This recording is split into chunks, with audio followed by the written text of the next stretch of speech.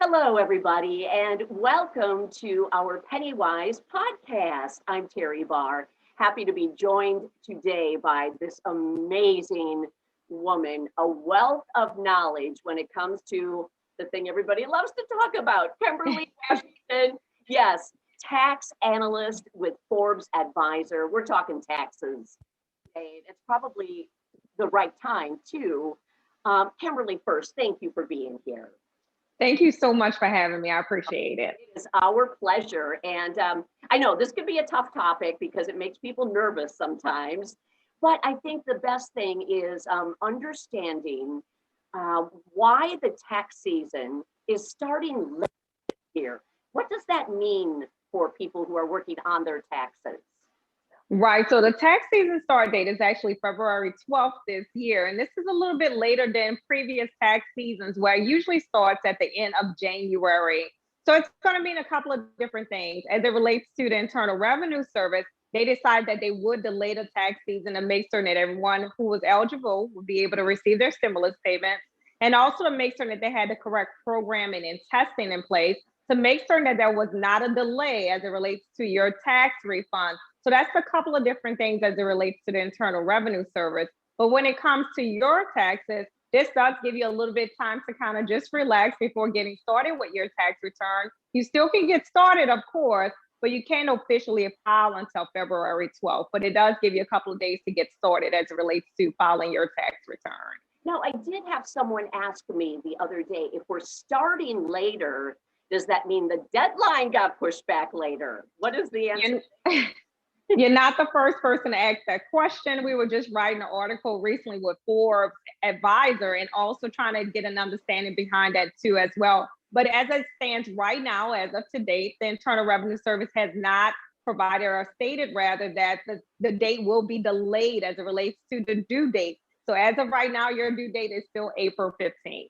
Okay, that's good to know. Okay, April 15th, everybody, write it on the calendar.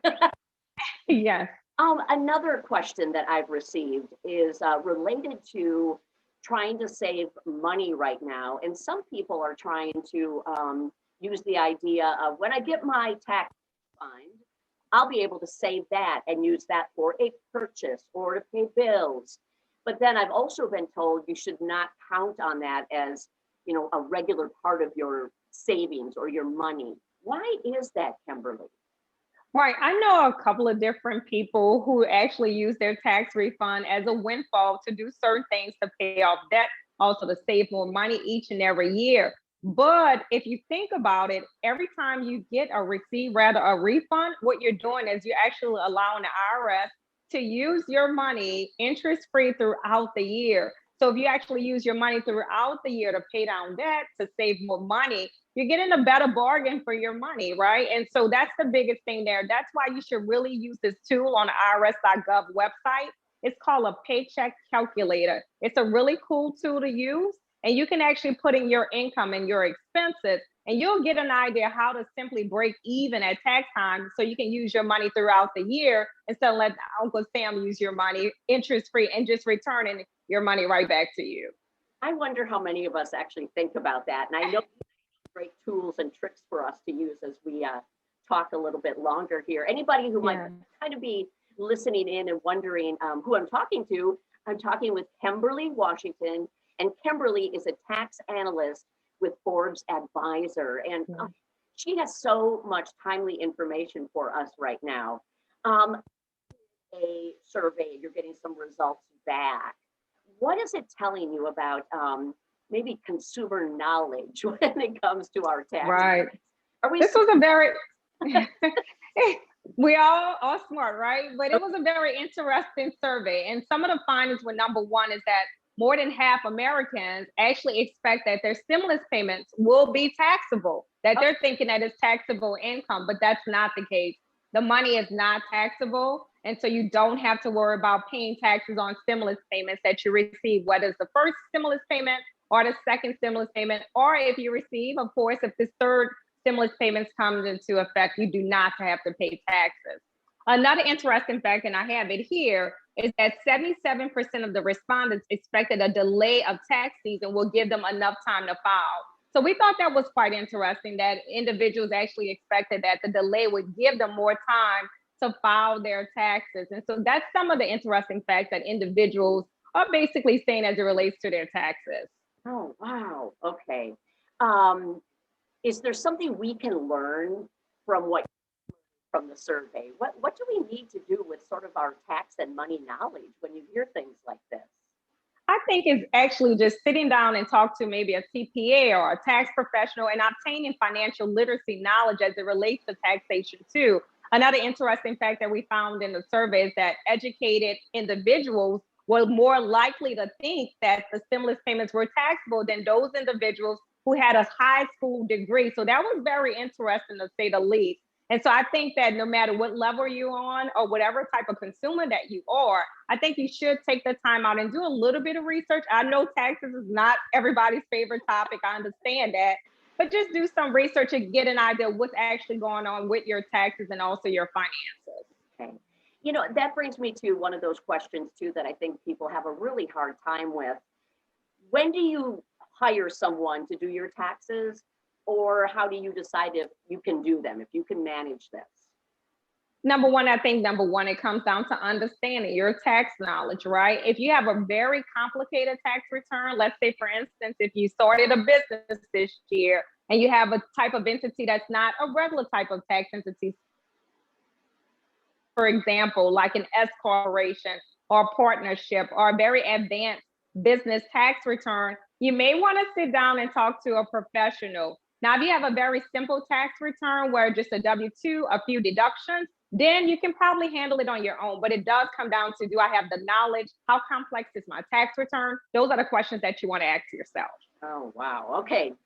Still good stuff here. I'm sure you have some other tips and maybe, I don't want to call it tricks because I'm sure there are no when it comes to taxes. Yes, that's true. What about tips for people that maybe are just kind of trying to get this all together? They've learned now from you that the season is starting a little late. They still due April 15th.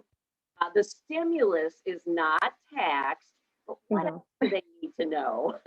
That's a lot. Like when you, it's a lot right then. I like that you say that. It's really not a lot of tricks and turns as it relates to IRS. It really is what it is when it comes to taxes too. And I used to work for the Internal Revenue Service too in my former life as a revenue agent and a criminal investigator. So I know that to be true. But some of the things that individuals do want to do as it relates to their taxes this year is, number one, I've been telling a lot of people to create an online account, and I also write about this in some of my articles too as well. This really came in handy last year because the fact of the matter was, when you tried to contact the Internal Revenue Service, you were not able to get in contact with the IRS, right?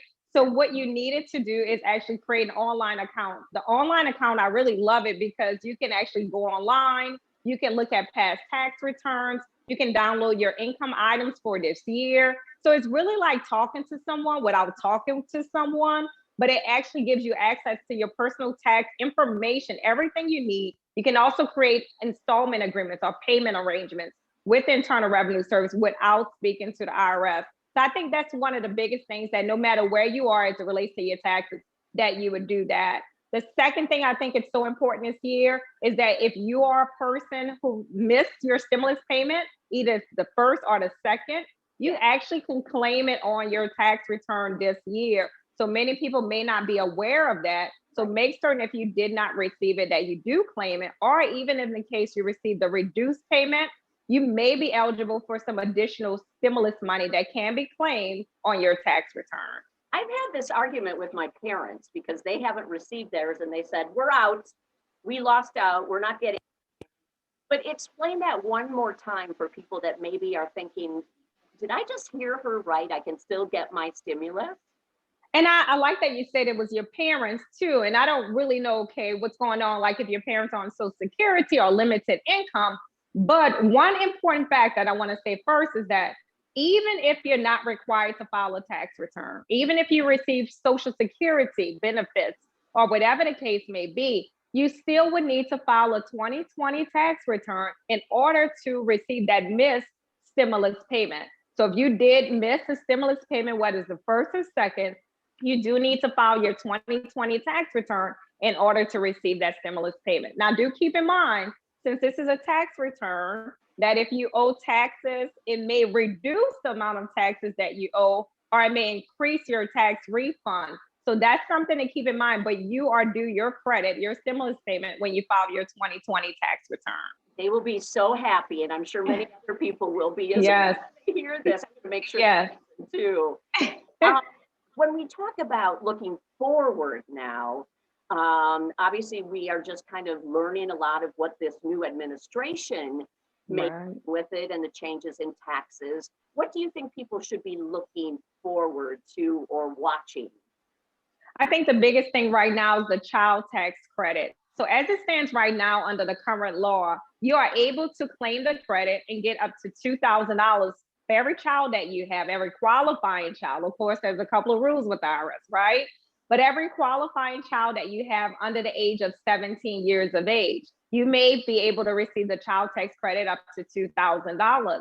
But the fact of the matter, it changes right now. What Biden is proposing, so remember, this is a proposed tax law. Right. He's going to change the amount of the child tax credit from $2,000 to up to $3,600 if you have a child under the age of 6. And it's going to be up to $3,000 if your child is between the ages of 6 and 17. So that's going to be a big deal for many families out there who are struggling to make ends meet too, as it relates to raising their children. That's going to provide some additional funding for those individuals. And something else that's very interesting about this credit that he's proposing, or the changes rather, he's actually going to allow that individuals to receive those amounts on a monthly basis. So this is really different from what we've seen in the past, where you claim it on your tax return. You're actually going to receive a monthly payment similar to like we received the stimulus payment, but you'll receive a monthly payment for a year for the child tax credit. That's what's being proposed right now. Yeah, very interesting, because it actually seems to make some sense in getting that every month to help with those child expenses. Right, and that's what they're proposing at this time. Okay, well, we'll you on that as things move forward, definitely. Right. Anything that I missed, or anything that, as we've let you go today, you think maybe people will watch this, listen to this, and think, wow, that was a lot to take in. But if they needed to remember one or two or even three super important things right now, what would you say that should be? I would say number one, the stimulus payment. I think that we made the point, of course, if you missed the stimulus payment, that you're claiming on your 2020 tax return. I think two other key points too as well. Keep in mind, even if you're not required to file, you still need to file that tax return to receive it. And the second thing, even if you receive a reduced stimulus payment, you still can claim it on your 2020 tax return. So I think the biggest thing is the stimulus payment. And the second thing to keep in mind that we really didn't talk about just yet, but also the earned income tax credit. That's a special look back provision that's going to allow individuals who actually had maybe no income in 2020. So they may not qualify for the earned income tax credit because they lost their job or received unemployment. Well, with the special provision this year, they'll be able to look back to 2019. They'll be able to use 2019 income amounts, and they'll still be able to qualify for the earned income tax credit. And I know millions of Americans actually file this credit year after year. So that may be some good information for those individuals. That is terrific. I told everybody that she would be and bring us a ton of information. Thank you so much. Washington. Kemberley is a tax analyst with Forbes Advisor, and you can watch for her articles. She writes quite a few for Forbes and Forbes Advisor. And Kemberley, I can't thank you enough. So timely, so important. Thank you. Thank you so much. Yes. And everybody, thank you for joining us. Again, this is your PennyWise podcast. I'm Teri Barr, and this is from Lee Enterprises. We'll see you again next week.